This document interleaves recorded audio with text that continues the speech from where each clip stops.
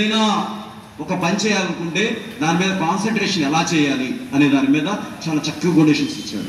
మీరు గూగుల్లో కొట్టండి, డీప్ వర్క్ తెలుగు వెర్షన్ అని వస్తుంది. నాకు ఈ పెద్దగా ఇంగ్లీష్ రాదు, నాకు కూడా చెప్తున్నాను.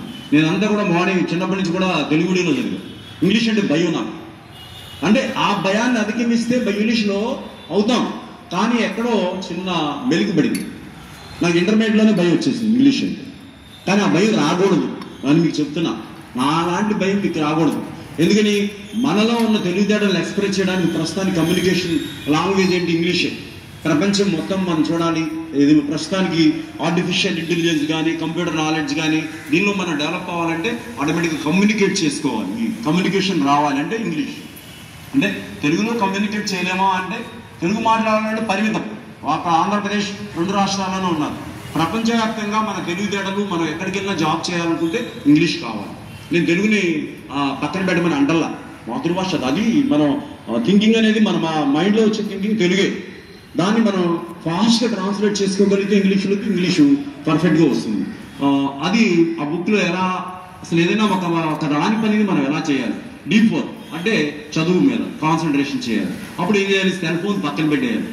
ఇంకా వేరే వ్యాపకాలన్నీ పక్కన పెట్టాలి కొంచెంసేపు మైండ్లో నుంచి. ఒక గంట సేపు ఏ వర్క్ అయితే నేర్చుకుంటున్నామో ఆ వర్క్ మీద ఫుల్ కాన్సన్ట్రేషన్ చేయాలి. మైండ్ పక్కన ఇంకేమీ వేరే ఆలోచించకూడదు. పూర్తిగా ఈ పని నేర్చుకోవాలి, నేను ఈరోజు ఈ వర్క్ నాకు వచ్చేయాలి అనే కాన్సన్ట్రేషన్ ఉంటే మనం సాధించలేనిది లేదు. అలా ఏ వర్క్ అయినా ఏ రంగంలో అయినా మనం ఎంచుకున్న రంగంలో మనం నిష్ణాతులు అవ్వచ్చు అన్నమాట. మీరు ఉదాహరణ కంప్యూటర్ రావాలి, కంప్యూటర్ గురించి తెలుసుకోవాలి, కంప్యూటర్ కోర్స్కి వెళ్ళండి. అక్కడ 1 గంటలో నేర్చుకున్నాను, మళ్ళీ ఇంటికి వచ్చి 1 గంట ప్రాక్టీస్ చేయండి. లేదు ఎక్కడికి వెళ్ళవసరంలా, మన ఫోన్ దగ్గర ఉంటే మనం ఎలాంటి కోర్స్ అయినా నేర్చుకోవచ్చు.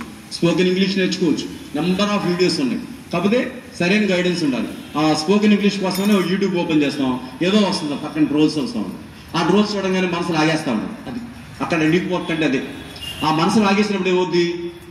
జడ ఎలా వేసుకోవాలి, లేదా ఇంకా అందంగా ఎలా ఉండాలి ఆడపిల్లలు కాబట్టి చెప్తున్నాను, లేదా ఇంకా గ్రూమింగ్ ఎలా ఉండాలి మగపిల్లలు అయితే, అలాంటివి కనపడతా ఉంటాయి యూట్యూబ్లోకి వెళ్ళినప్పుడు. అలాంటి దాంట్లోకి వెళ్ళిపోయింది అనుకోండి, మైండ్ వెళ్ళిపోతుంది. మైండ్ అక్కడ డీప్ వర్క్ అంటే మనం ఏదైతే నేర్చుకుంటామో దాంట్లోకి ఎంటర్ అయ్యామో దాని మీద కాన్సన్ట్రేషన్ చేయాలి, ఫుల్ కాన్సన్ట్రేషన్. 1 అవర్ కాన్సన్ట్రేషన్ చేస్తే ఆటోమేటిక్గా అది మనకి ఒక 21 డేస్ దాన్ని అలా కంటిన్యూ చేసాం అనుకోండి, అది మనకు అలవాటుగా మారిపోతుంది. పొద్దున్నే లెగాలనుకుంటారు చాలా మంది, లెగలేరు, లేట్గా వస్తున్నారు. లేట్ కమర్స్ చాలా మంది, మనలో లేట్ కమర్స్ ఉన్నారు. ఏంటి, ఒకరోజు నిర్ణయించుకున్నారు నేను రేపు లేట్గా రాకూడదు అన్నప్పుడు మార్నింగ్ ముందు లెగుస్తాం. అది ఒక 20 రోజులు 10 రోజులు అలవాటు చేసుకున్నాం అనుకోండి, అదేహో మనకి హాఫ్ డే స్కూల్స్ వచ్చి ఎక్కువ రోజులు అవ్వాలి కాబట్టి అలవాటు పడలేకపోతున్నారు. ఆ రెగ్యులర్ స్కూల్ అప్పుడు కూడా లేట్ కమర్స్ అలాగా వస్తారు. సరే ఇది రిలీజ్ అయ్యండి పక్కన పెట్టండి, ఇది ఒక 20 డేస్ నుంచి కాబట్టి రెగ్యులర్ స్కూల్ 9కి అన్నప్పుడు మనం 8:45 కల్లా స్కూల్లో ఉండాలి. అంతకంటే ముందు చేసేది లేదు ఇక్కడ, అంతేనా? 8:45 స్కూల్లో ఉండాలి కంపల్సరీగా అనుకుని మనం వచ్చామనుకోండి. దాని ప్రకారం మనం ప్లాన్ చేసుకొని ఆ ప్లాన్ ప్రకారం వస్తే స్కూల్కి వస్తాం. ఏదైనా అంతే, మనం జీవితంలో అనుకున్న పని అలా ప్లాన్ చేసుకోండి, చక్కగా మంచి అలవాట్లు చేసుకోండి, గుడ్ బిహేవియర్ రావాలి. నిన్న మన పక్కన ఎలిమెంటరీ స్కూల్ ఉంది కదా, దర్శిపేట ఎలిమెంటరీ స్కూల్, మనలో భాగం వాళ్ళు.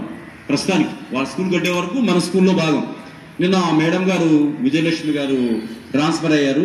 ఆ మేడం గారికి వాళ్ళు సన్మానం చేశారు. పిల్లలు చాలా చక్కగా చేశారు, చాలా క్రమశిక్షణ. అసలు ఒక విధంగా